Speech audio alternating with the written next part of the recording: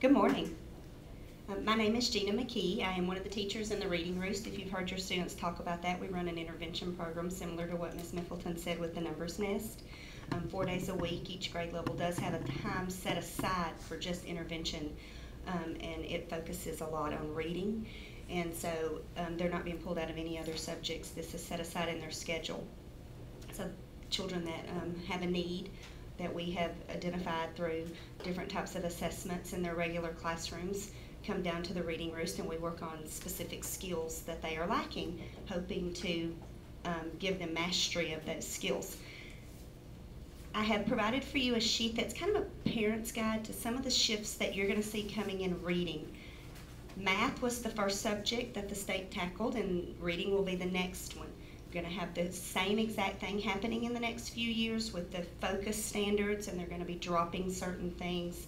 And so there's just some guidelines on here to kind of give you an overview of what's coming and ways that you might help your students at home. I also wrote a website across the top of the sheet that is this Engage New York website, and it has lots of resources for parents about Common Core. So if you don't have this sheet, let me know and I'll get you a copy of that. The PowerPoint that we're going to look at today kind of goes over several of the things that the state PowerPoint or video slide did for you. But if you'll go ahead and click it, Ms. Smith. It does show you that there are shifts that are coming, just like in math. We're going to have those in reading. And the shift is from fiction reading in our classrooms with the basals that had the fiction stories inside those, the reading books, to more of a nonfiction based instruction. So you're going to see a lot more nonfiction come home with your students. They're going to be asked to read a lot more nonfiction, to think analytically, like he mentioned about that text. So it's not just tell me what happened in it, but they may have to draw conclusions, which that information won't be in the text. They'll have to use the clues and what they know to answer some of the questions. So it makes things a little more difficult than just going in and finding who are the characters, what is the setting, what's the problem. They're going to learn more about the world by reading, because the research has shown that in the real world, in most of our jobs, we're not required to read stories about fiction stories. Most of the reading that you do is nonfiction based, and so we need to prepare our students for the real world, and that's what the Common Core shift is all about.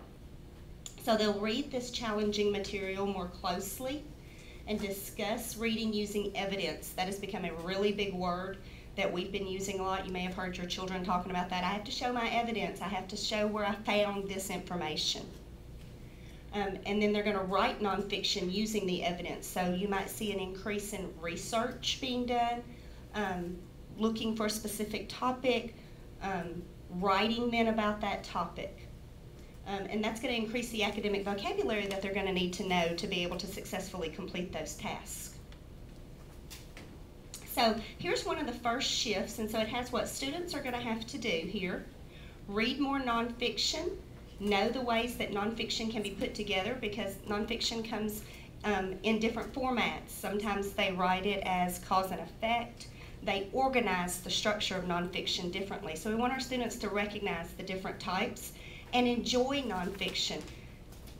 It's not my favorite. I wouldn't pick a nonfiction book for a pleasure read. But we want our students to enjoy topics and be able to identify what interests me in nonfiction. So as parents, here are some things that you can do. Just supply more nonfiction text. In my own home with my own children, it's mostly fiction books that we have, the little trade books. We need to have more nonfiction in our own library. And then read these nonfiction texts aloud with your child, because nonfiction is more difficult to understand than fiction. And then just have fun with the nonfiction in front of your children. There's another shift coming to learn about the world by reading, that the students must get smart in science and social studies through reading. So you're going to see science and social studies during their reading time. They're going to use that nonfiction text as a way of teaching their reading skills. So you might see that happening in classrooms. Handle primary source documents and get smarter through text. Some of the things that you can do are supply series of texts on a topic of interest. So if they're really interested in baseball or insects or dinosaurs, taking them to the library.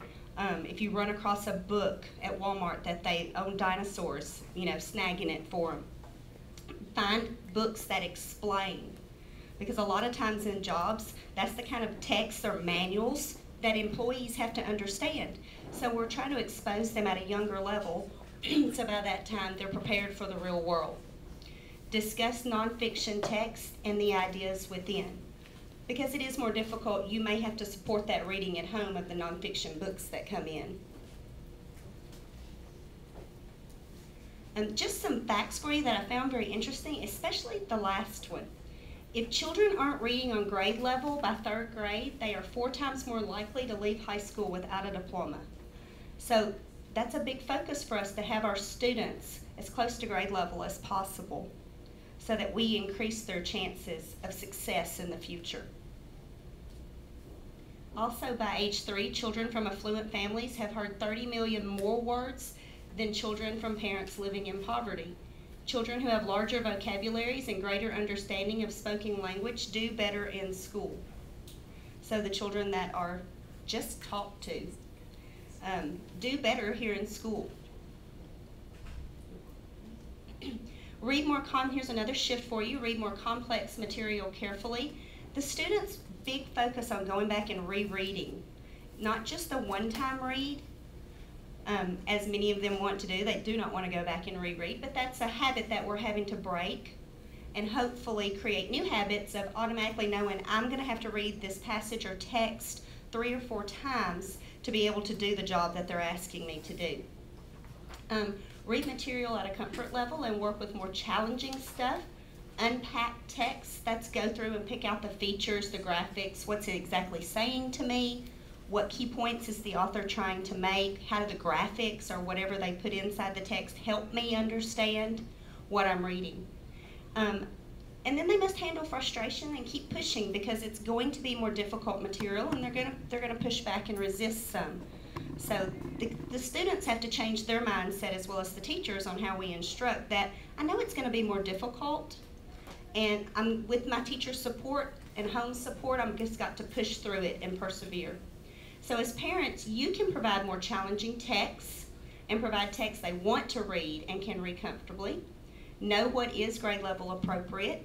Ask your child's teacher, what is their reading level, especially in the lower grades. Teachers can give you that answer if you haven't received that information. Read challenging stuff with them. If they do bring home a book from the library and you're thinking, this is way over their ability level, read the book with them. See what they do understand. Discuss the book. And show that challenging stuff is worth unpacking. It's worth going through it, even though it is a little more difficult. And then it just gives us some examples of challenging read aloud text. So if you were looking for a certain book, this PowerPoint is available at this website that I listed here for you at the top of this sheet. So if you needed some text or some books from the library and you're thinking, I'm not sure what I should be checking out or what they should look at, it does give you a list of and some of the grade levels examples that you could pull from. Another shift is discuss reading using evidence, that big key word. Finding evidence to support their arguments and form judgments. Become just scholars. Instead of just reading the text and answering just those basic questions, going more deeper into the information, as Ms. Miffleton said in math, that same focus is coming in reading. And discuss, what is the author up to? Why did they write this? Why did they use this picture or this graphic? The reasoning behind the author's decision. So as parents, you can again talk about text. You can see that's been in almost every one of them for you to discuss the text with them. Demand evidence in everyday discussions or disagreements. If they say they want to go somewhere, well, what evidence do you have that you have earned that privilege? So use those terms in your discussions, and read aloud or read the same book and discuss with evidence. Ask them a question about whatever pops into your mind or your thinking as you're reading the text with them, and then see if they can answer it by finding the evidence to support it inside the text. writing from sources. This was something he talked about on the 10 core, the first PowerPoint, about the writing looks different for them. And so they have to make arguments in writing using evidence. They have a passage or a story, and then they are given a writing question, basically, where they have to write using elements from the text, but also from their own mind.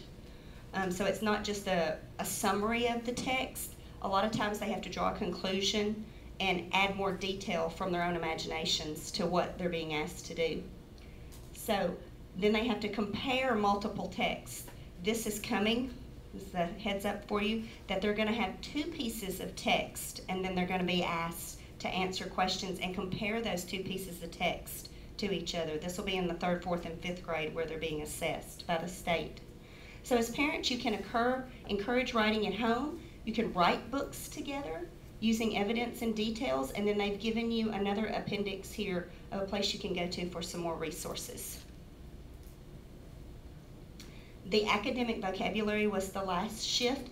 The students must learn the words they use in college and career. The evidence, rigor, passage, those are terms they're going to hear from now until they graduate. And get smarter at using the language of power. So as parents, read often with your children at home, multiple books. Let your kids see you reading. That's very powerful for them to see you read. It doesn't have to be a novel. Magazines, newspapers are just as valuable. And talk to your children, read to your children, listen to your children, sing with your children, make up silly rhymes and word games, especially for the younger grades, the rhymes and the word games. What starts with the letter B? How many words can we think of going down the road that start with the letter B? What about ending sounds? What can we think of some words that end with the letter S? The sound S. Those types of things with your children. So as you can see through all of them, I think there was a theme of just reading more at home with your students, with your children, and exposing them to the nonfiction text. I think that's the last one. Yes. And then we give yes, and then it goes to math. So, okay. So does anyone have any questions? Just wanted to give you a brief overview that shifts are coming in reading also. Some of the things that you might be seeing. All right, I'm going to turn it back over to Miss Miffleton. Well, we are. Who's got something to turn this off. Fun planned. Yeah. No boring PowerPoint. No. No really great PowerPoint. I'm just kidding. Okay, well, we're going to shift now to math. Can you figure out how to turn that off? Yeah, so we're going to shift now to math, and I'm just going to give you the Melissa Miffleton version of what you would find in this PowerPoint, because I think it'd be better for us to experience some of these new types of lessons, and so that you can really understand where we're going in our instruction and what your students are going to be exposed to and required to do in class. So the first thing I want to discuss with you is your Parent-Teacher Association handout. This is a great tool. It really mirrors what Ms. McKee just talked about and what you saw in the video. It gives you some ideas of standards in reading and math that your students are going to be learning in each grade level. You know what, before you leave, I could probably print off the next grade level, so you'll see what's coming. That would make sense since we're almost finished with this year. The end is getting near. But you have reading and math standards. You have ideas and activities that you can do at home with your learners. And you have just some little tips on how to communicate with your teacher, things that you should ask, things that you should be aware of. Especially what Ms. McKee was talking about, the reading levels. Become familiar with your child's reading level, and that child's teacher, he or she, could give you a list of those books that you could go and look for at the library and you could buy at the bookstores. And I know a lot of consignment stores have used books. I don't know how many of those would be nonfiction, because you know that's kind of the new shift. So you might not find those there, but the library here and the Laverne Library would be a good resource too. So let's go ahead and shift toward math. This is going to be tricky with this microphone, so I might forget and walk off with it. I did that with my gas tank once. So I'm going to move this over. Okay, So before we get into the math activities that I have, I want to just kind of give you an idea of what a traditional lesson would look like. Let's say for second graders. When we are in second grade, we're going to learn to subtract 2 digits by 1 digit or 2 digits with regrouping, okay? And you'll understand what that is if you don't remember that word, regrouping. Okay, so we would be in class and we would have had some place value. We would have skimmed over it because we've got all of these standards to cover. So let's say we are going to take 24 and we're going to subtract 9 from that. And so the instruction that we probably saw growing up would be, okay, well, if you only have 4, you can't take 9 from it. So we're going to go over here and take 1 from the 2. Okay, that leaves us with a 1. Okay, and then that 1 we borrowed, we're going to bring it over here. And what's this new number going to be? 14. Okay, now we have 14 and we can take 9 away from it. And what is that? What is the difference there? 5. Okay, and then we have 1 left over here. So our answer is 15. And we would practice that probably 50,000 times. And we would hope that they understand, and we hope that they grasp the concept that they have to go over here and take 1 from the 2, right, and then make that a 14. Well, now, instead of just teaching the standard algorithm for subtraction, we're going to, if we went back and questioned, okay, when we took a 1 from here, what does that mean? Does anybody know? I'm not putting you on the spot to make you feel bad. But does anybody know what this means when we take 1 from the 2? Oh, we took a 10, right? But we gave not much of that in our explanation. And it's kind of hard for the students to understand that that's a 10, right? You might tell them it's a 10, but do they really understand what that means? Okay? And then we're going to add it to the 1s over here. Okay? It's just, it's kind of a broad lesson. It's kind of a broad explanation. But we've got to move on because we're going to practice this and practice, and hopefully they know their subtraction facts and they know their number bonds so that they're going to be able to subtract 14 minus 9. Well, now, in the Common Core shift, we're going to take that same problem, 24, take away 9, and we're first going to show that with manipulatives. We're going to use counters. We're going to have 24, we're going to have them count out 24 items. And in this case, we're talking about Hershey's Kisses. Okay, so they can start out and they can find 24. Okay, so I start out with 24. All right, and if I eat 9 of those, how many Hershey's Kisses am I going to have left? So we may even let them eat those 9 Hershey's Kisses. Okay, so they take 9 away, then they can physically count and see that that's 15. Okay, then we're going to shift to our pattern box. So we're going to have lots of experiments and experiences with manipulating lots of different items. Okay, and so then we're going to talk about our 10s and our 1s. And you might have seen this. So we've got 10s and then you've got 1s. Okay? So we would talk to the kids, okay, well how many 10s do I have? Okay, well we've got 2 10s. Okay, and I've got 4 1s. Well, what does that actually mean? What does that look like? So we would have them model. We would have them get two 10s bars, okay, and then they can see those are our 10s, and then we're going to have 4 separate 1s. This is really hard with the microphone this year. Okay, so we have 24 because we have 2 10s and 4 1s. Yeah, that should really be equal, but play along, that's 2 10s. Okay, and now we're going to take away 9 1s. Well, if each of these is a 10, can I just take one of those away?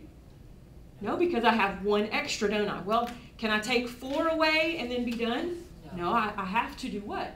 You have to take 1 off of the 10. Yeah, I have to take one of those 10s and take it over and physically break it up and add it to my 1s that I have, my 4 1s. So they are physically touching that 10 and adding it to that 1. So they're taking what we did here, they're taking that 10, they're bringing it over here, they're breaking it apart, they're physically seeing that that's 14. Then they can take 9 away from it, okay? And so they can see that there's 5 left, so they're just modeling this. And then when you ask them, okay, well, what else is left over? Well, they've got this 110 left over, so they can physically see what this is. Does that make sense? And that's just one strategy. That's just one strategy. Then there's this little word called decomposition. Okay, it's where we take numbers and we break them apart into 2 smaller numbers to make it easier to subtract. But before I show you that, let me just show you where we've been with addition. Okay, we've modeled using our tens bars and our cubes and our manipulatives. We've used base 10 blocks. We might have used those growing up. I don't know. Okay, so let me shift over here to addition. So let's say we have 20, let's make that a 28 plus 12. We've really hit hard on place value. So when you ask the kids, okay, here's our number 28. How many tens is that? That's 2 tens. What does that mean? What's the value of 2 tens? So what we're going to do is we're going to break this number apart into 20 and 8. Okay, then I'm going to break apart this number. How many tens is in 12? Well, there's 1 10 and 2 ones. Okay, well, now that we've broken our number apart, how many tens do I have in all? So they're going to say I have 2 tens here and a 10 here. That's 3 tens, which is the same as 30. Okay, and so I can have those mark them out because we've already added those. Well, how many ones do we have? Well, I have 8 here and 2 here. And that's a total of 10 because they've learned those number bonds of tens. They've learned all the numbers, all the ways to make 10. 8 and 2 is one of those. Okay? And so now I've just got all of my tens to combine. So how many tens do I have now? I have 4 tens, which is a total of 40. And so instead of teaching that standard algorithm where you stack the numbers on top, 28 plus 12, and we have 8 plus 2 is 10, I carry my 1. You get the same answer, but they're not really getting the concept. They're not really understanding what they're doing. They could do this 50 million times and probably get the right answer, but when we ask them to explain what it actually means, they don't really have that understanding. So this is the direction that we're going in the Common Core. We're going to use all kinds of different manipulatives and all kinds of different strategies to help them understand how numbers are put together, which is called composing numbers, and then decomposing numbers. So that's a really strange word that we don't use much unless we're talking about recycling and garbage, right? Decomposition. We're hoping that this decomposes, right, when we throw it away. Okay, so now I want to take you to a 5th grade lesson real quick, just to give you an idea of what the rigor is going to look like in 5th grade. And I'm just going to give you an example of what it used to look like. So let's see, it's 5 and 7 is 12, so I'm going to use 5 because I know in my head that can't be done evenly, right? I'm going to have some leftovers. Okay, so when we were in school, we were probably taught, okay, this is the same thing as 327 divided by 5. Okay, and you just stick this first number in this little division house, and you stick the second number outside the division house, and oh yeah, this is called the dividend, this is called the divisor, and we get our answer, that's called the quotient. Okay, so now we have to see, will 5 go into 3? It won't go into 3, so we skip that space. Okay, how many times will 5 go into 32? 6 times. We have to know our math multiplication facts, right? Well, sadly enough, some of our 5th graders really struggle with that because we've just had to skim over the standards, and they should have mastered them in 3rd grade, all of those multiplication facts, because they can't do division without it. They can't be very successful with division unless they have those math facts. So luckily we have learned those. We probably learned them, but understanding them in depth. So it goes in 6 times, then we multiply. 6 times 5 is 30. Okay, then what do? We subtract. So then we have 2 left over, nothing here, and then we bring down our next number. We bring down our 7. And how many times will 5 go into 7? 27. 5 times. Okay? So 5 times 5 is 25. And then I have 2 left over. I have nothing to bring down. So what do I call the 2? The remainder. I stick it over here, or I'm done. Okay? Now, Can you write down in an explanation using words and using a picture or a diagram? Can you show me what we've just done here? How many of you think that would be easy to do? My father did it with money. Ah, okay, My father was CPA, okay. and we're talking about 50, 60 years ago. Uh-huh. But he did it with money, Mhm. and he broke it down, and it made it easier to understand. Right, right. And that's what we're doing. We're going back to that. And we're going to really spend a lot of time breaking those numbers apart. So I have an activity that I'd like for you to do with the people at your table. Just real quick, nothing hard, nothing you're going to be graded on. So if you guys will just take this cup of peppermints, okay? This table gets to use peppermints, and just make some room. And I'd like for you to take these peppermints and share them equally among yourselves. See if that's possible, to share those equally among yourselves without any leftover. See if that's possible, okay? And same thing here. I'll make it easy. I won't put them all in the cup. Okay, we're gonna use our Hershey's Kisses. So just see if you can share those equally among yourselves and see if we have any left over. See if it's possible to not have any left over. Okay, what are you doing over here? Okay, you have 3 left over, all right? Could you tell me a total of all the peppermints? How could you do that without counting each one individually? 4 and 7 is 28 plus 3 is 31. Okay. So you guys, you saw that everybody had 7, right? And there's 4 friends at this table. So I have 7 times 4, okay, which is what? 28. Okay, and then I had 3 left over, so that's my 3. So my total here is 31. And we could have used some decomposing and, neat stuff to figure that out. Okay, so we got a total of 31 over here. What did you guys find over here? 9. You each have 9? Yes. Okay, so then our total, could we find our total without going back and counting one at a time? What would be the total of your Hershey's Kisses? No, that's okay. That's okay. See, we've got to ask our questions in a different way if they don't understand. So, okay, because you both have 9. So you could say 9 plus 9, that would kind of be the lower elementary, is 18, or 9 times 2 plus 1, which is 19, okay? So what did we just do with those peppermints? Okay, we found an alternate way to find our total, right? We divided them all up instead of counting them one by one. But were we adding the peppermints together? What were we doing with the total amount of peppermints? Multiplying, adding. Okay, we were multiplying and adding. Did we divide them among ourselves? Yeah. Okay, and I didn't use that word at the beginning. I just said, hey, here's some candy. See if you can share them among your friends.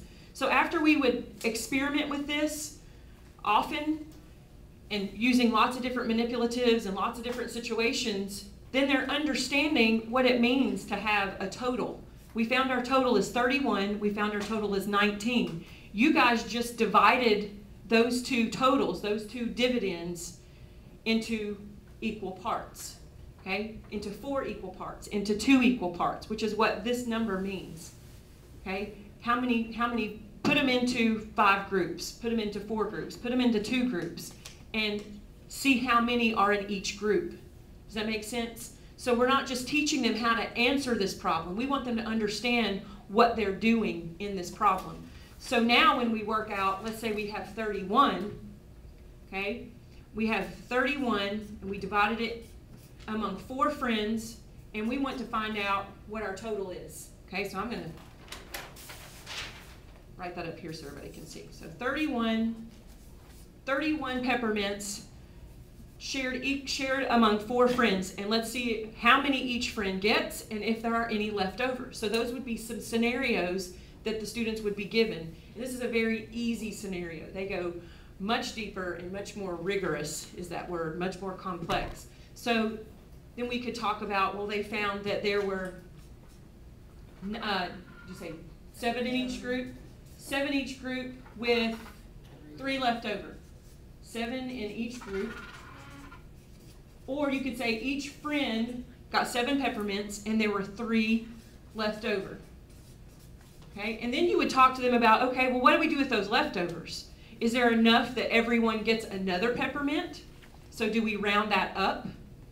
Or are we just going to have to leave those out for maybe another friend that comes along? Or could we take those peppermints and divide them up so that everybody gets a fraction or a decimal, which is, you know, where those mixed numbers come in? Would it be possible to take those peppermints and break them up evenly to share? Probably not. That wouldn't be a good use of those peppermints, okay? Unless you're going to make peppermint bark candy, right? And that would be another thing to talk to them about. It depends on the situation as to what you would do with those peppermints. So then, when you've experienced all of these different activities and using all of these different manipulatives, when it comes down to working this problem out to find an answer in a real-world situation, if they're in the kitchen, if they're a chef in a kitchen and they've got to take 31 cups of flour and it takes 4 cups of flour per recipe, how many recipes can they make from this flour? They're going to understand what that is. They're going to know, okay, this is my dividend, so I can quickly work this out. And I don't know if you've seen this. I don't know if you have those upper grades. Do you have a 5th? You have a 5th. So you might have seen this.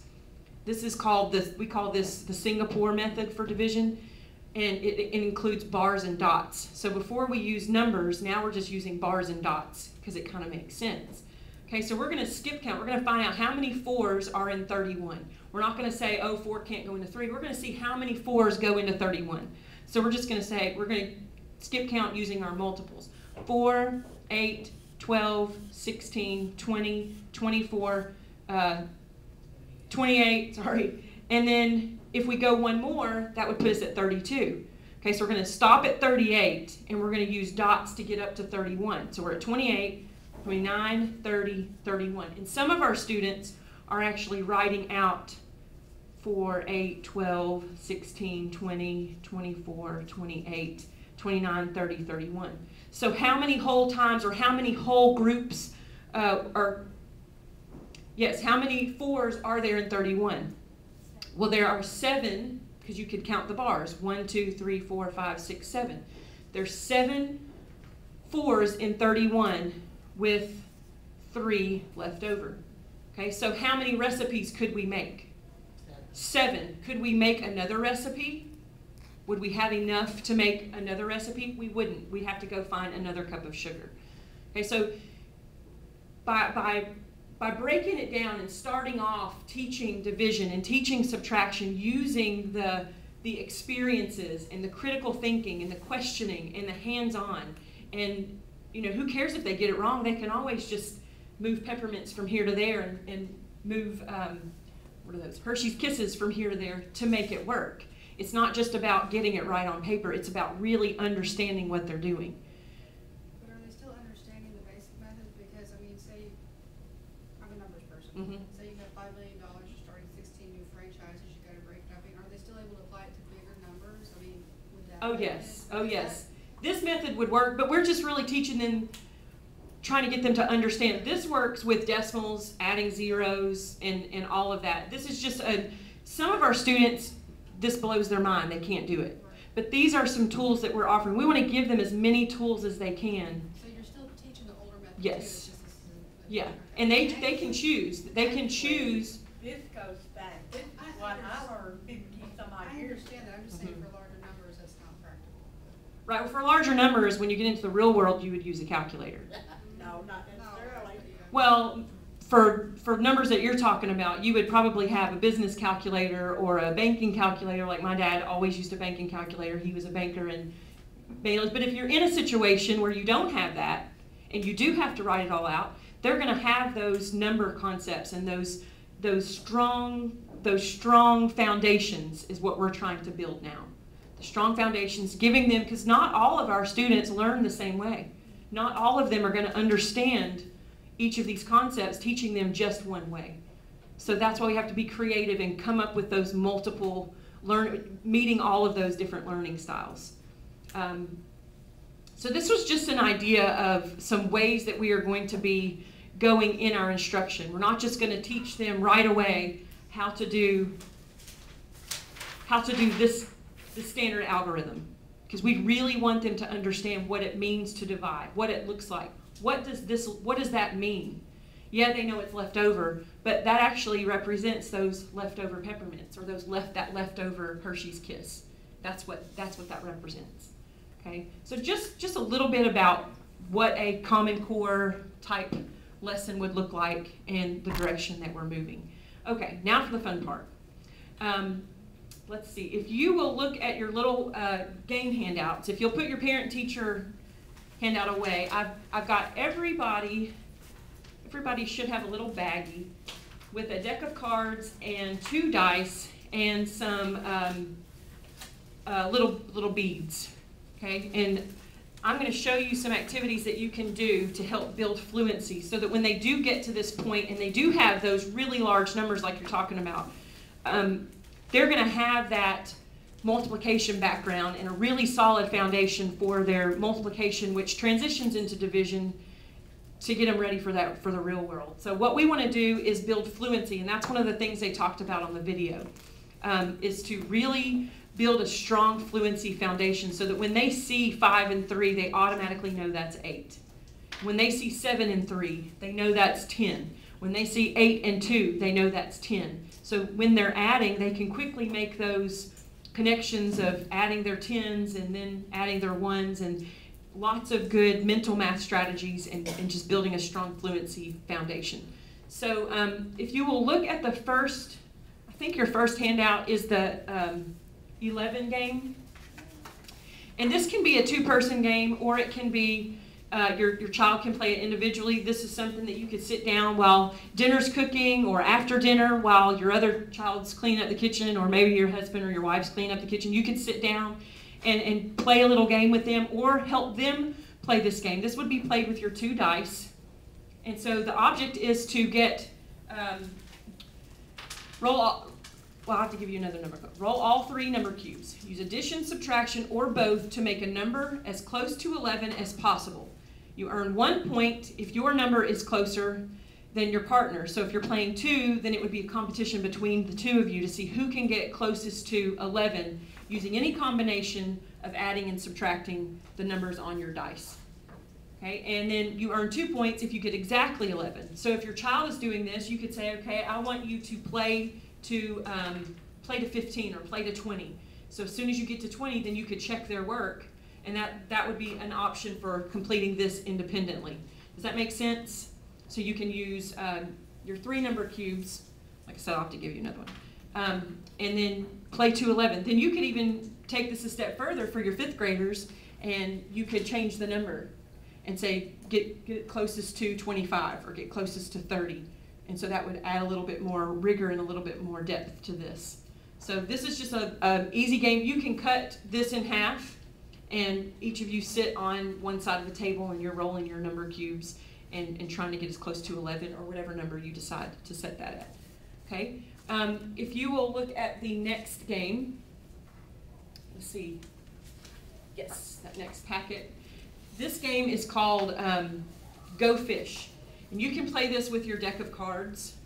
And it has a little cheat sheet so that you know your child, if they're just starting out, like our kindergartners and 1st graders, they may not be familiar with their ways to make 10. So your aces are going to be 1, and for this game you would take out your face cards except the ace and the jack. So you would take away your kings and queens, okay? And you're going to, it's just like Go Fish, the original game. You're making pairs of 10. So however many people are playing, you're going to give them 7 cards. Everybody gets 7 cards, and then you have the Go Fish pile. Okay, and after you take your 7 cards, you're going to look in your hand to see which cards combine to make 10. 2 cards to make 10. So if you have a 7 and a 3 in your hand, you can automatically lay those down as your pairs.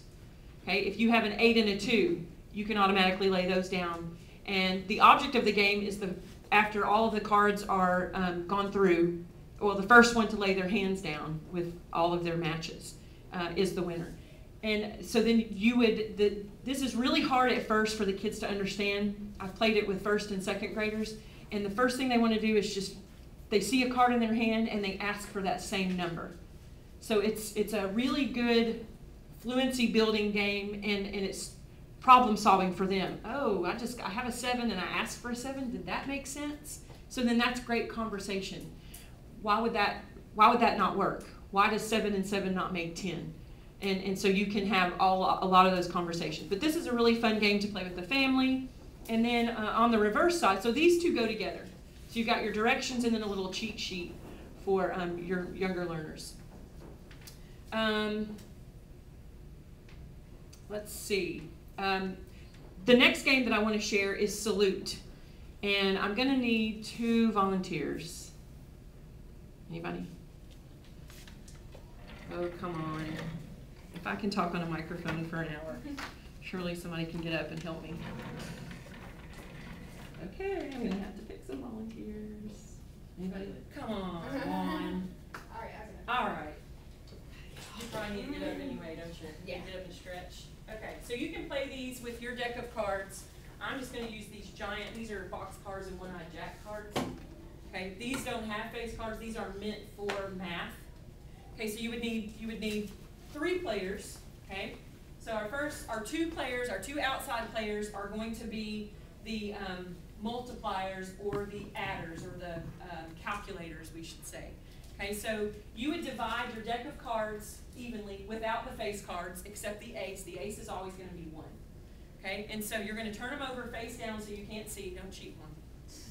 Okay, and let's see, take 2 baby steps forward, but just don't trip over the cord. All right, there you go. All right, so the object of the game is for each of the players to decide which card is on their head. So the name of the game is Salute. So I'm going to say Salute, and you're going to pull your card up so you can't see it and put it on your forehead. Hold it to your forehead. Okay, so Salute. Okay, so you can see Juan's card and Juan can see yours. I'm going to tell you the sum. The sum is 15. So at this point, Juan sees your card and you see his card and you're trying to figure out your missing number. So if the sum is 15, okay, just say it. Oh, 8. Okay, yes, so she has 8. Okay, there you go. So you gotta be quick. All right, so she said it first, so she wins this hand. Okay, ready, Salute. 18. 10. Ooh, she's fast. Okay, so she wins this game. Okay, Salute. 12. 1. Or ace. Okay, it's a 1. Yeah. Oh. So, yeah. Oh. These are the numbers. All right, Juan. Sorry. Here we go. You said aces were 1. Yes, so. I did in your deck of cards. I'm sorry. Okay, Salute. 3. 1. Ooh, 1. Juan's on the comeback. Now, this is for your K1, 2, or if your student's struggling with addition facts. Okay, then we'll move to the 5th grade or the 3rd, 4th, 5th grade. So Salute. I'm going to tell you the product. The product is 42. Good job. Okay, so you got to think about it. This is not something we practice every day. Okay, Salute. 36. 4. Good job. All right. Just quick. Yes, just looking at it. Okay, one more. Salute. 45. 5. Good job. Good job. All right, so that's the game Salute. It's really, really fun. The kids absolutely love it. And so the way then you can rotate with whoever plays at home is I usually say the person who wins the most cards gets to be the product caller or the sum caller. So I think that would be something that your little ones would like. Yeah. I thought they might. Okay. So once again, fluency builders. These are great fluency builders. Didn't cost you anything. All it's going to cost you is some time. And I know we're all short on that, but I think this would be something really great that you could play, and there's all kinds of games that you can make up with these. There's another card game on their garbage card game, and I'll explain that one in a minute. But I want to share with you about what this is. We had a presenter come in, and she shared lots of different fluency games. She shared the game Salute with us. Some of us already had been playing that before. But this is one for your little ones. Some of their standards in the lower grades, K1 and 2, is to be able to count up and count back from any given number. You know, when, like my 3-year-old, she can count to 20, but she kind of messes up between 15 and 20, but she eventually gets there. Okay, but if I told her to start counting at 7, and count up to 20, she would probably have a hard time with that because it's one of those rote things they've just memorized. If I had her start at 7 and count by 2s when she gets older, that's going to be harder because they know they're multiples of 2, 2, 4, 6, 8, 10, 12. But if I said, okay, start at 7 and we're going to count up by 2s. We're going to skip count by 2s. It's a little bit harder because now they have to know they have to understand that concept of skip counting by 2s, but it's not going to be even numbers, is it? It's going to be 9, 11, 13, 15, and so on. So the beads are for you to take home and use in, I found a little mini water bottle. You can use a large water bottle. The game was modeled for me using a Gatorade bottle and these Unifix cubes. So this is something that your teachers may be using in the class. And this game is called This Is 6. You could use beans, dried beans at home. You could put pennies inside. You could put dimes, and just whatever makes a lot of noise. Unless you don't want a lot of noise, then you can find something that's not going to be quite as loud. But the game is real simple, and this is for your young learners.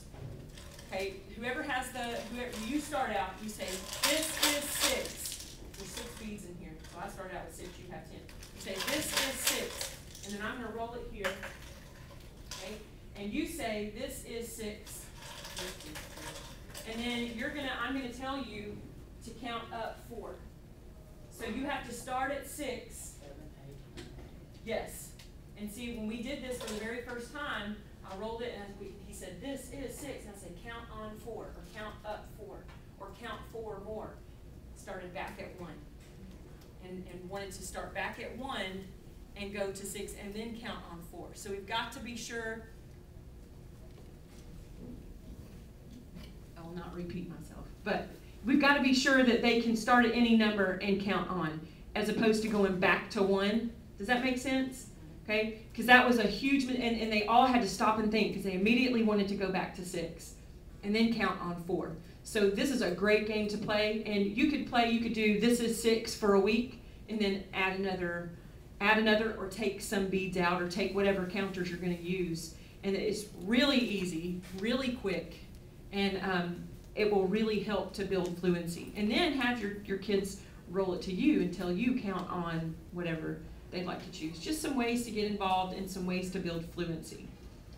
Okay, so I've talked for a very long time, but I hope this gives you some ideas of where we're going instructionally and with our new curriculum coming up, and some ideas from your parent-teacher handout and the website here that we talked about in the very beginning, your PTA.org. It's kind of like joining the PTA without joining the PTA, right? Okay, this is free for you. You don't have to join anything. There's just all kinds of resources available. And then your 10core.org website with all of the new curriculum information. So let's go ahead and just take any questions that you have. If you want to go through a game and practice a game. Yes, ma'am.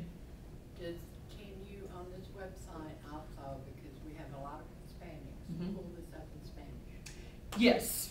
Yes, we have some friends that have that in Spanish today. So they're available in English and in Spanish. And if you don't like the paper trail, you could get online if you have access to a computer, or hang around, and you're welcome to get on our computers and check and look at that next grade level curriculum that's coming through.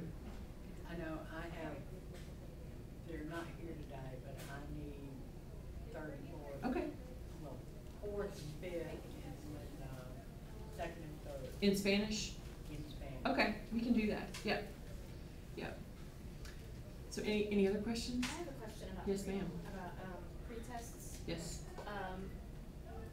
What are they exactly? My daughter took one the other day and had a panic attack because she didn't know any, like, it was something they hadn't gone over. It was subtracting double digits, and she was crying, and it was like she felt like she should know how to do it, and she just takes things very seriously. And so a good instructor will pre-test. okay. A good teacher will pre-test, because that gives them a basis for where each student in their class is. That's what I So if your child is really struggling with that skill, then that teacher can work on that particular skill and hit it hard with that group of students that's struggling. If there are 5 or 6 kids that have mastered that don't need explicit instruction, then she's going to challenge them, he or she's going to challenge them with something, taking it to the next level. So that's what a pretest is for. Our kids aren't really used to that, especially in the lower grades.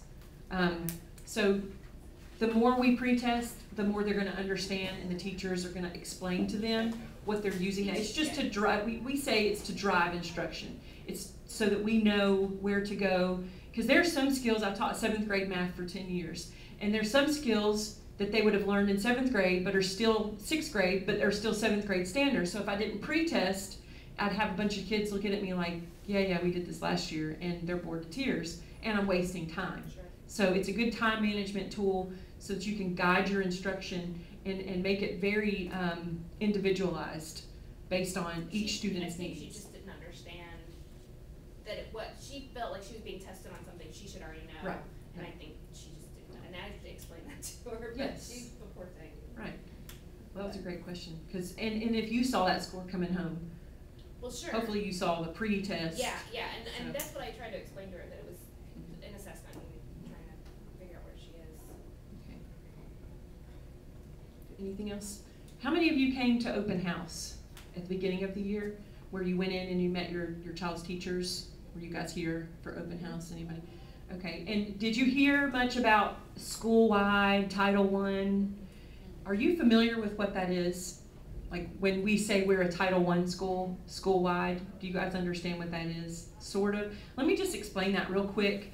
That's one of the things that I want to become better at is sharing that information. We are a Title I school, and to be a Title I school, you have to meet a certain percentage of free and reduced lunch recipients. And we are above that mark, but we're not super high, but we are in that range to receive federal funds.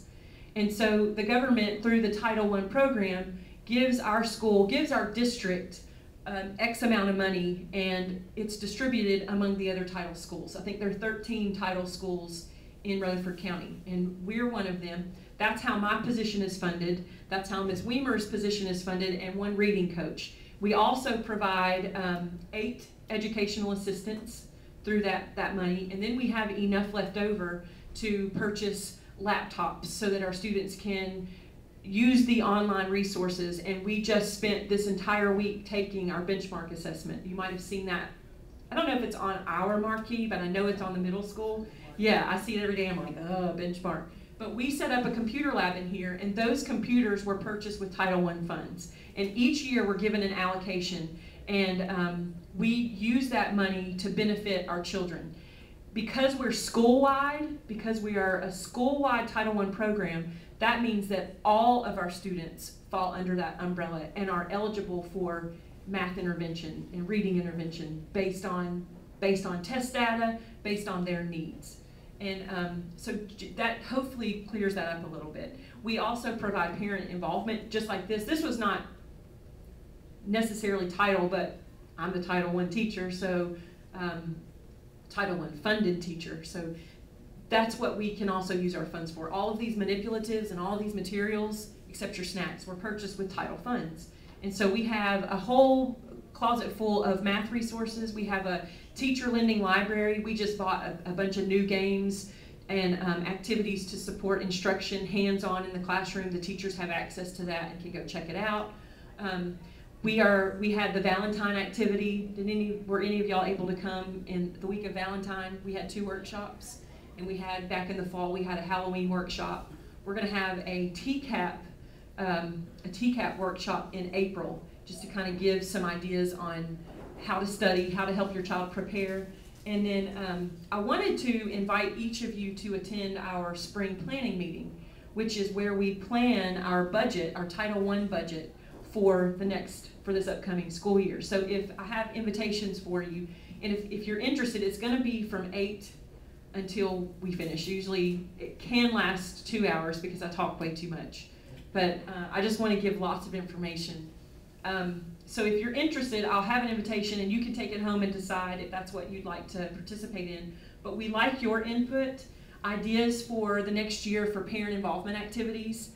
What are some things that you would like to see us train you on? Do you want more of this? Do you want more hands-on? Do you want a make and take session for math where you come and you make more activities to take home to have your little math drawer and you have all these games to go to work on? Ideas for reading, support in just whatever other area that you're interested in. So I'll get that to you. And Miss Deere, this is the Parent Power Hour. And last night, one of our 5th grade teachers is working with Miss Deere. They're presenting just some parenting,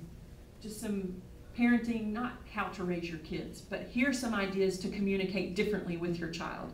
Here's some ideas on how to interact with them, because I know my 3-year-old can have these massive meltdowns, but just to understand a different way to communicate with her. Why does she do that? Is she this demon child? No, she's 3. She's dealing with this. Why do our 5th graders act the way they do, and what are some ways to interact with them?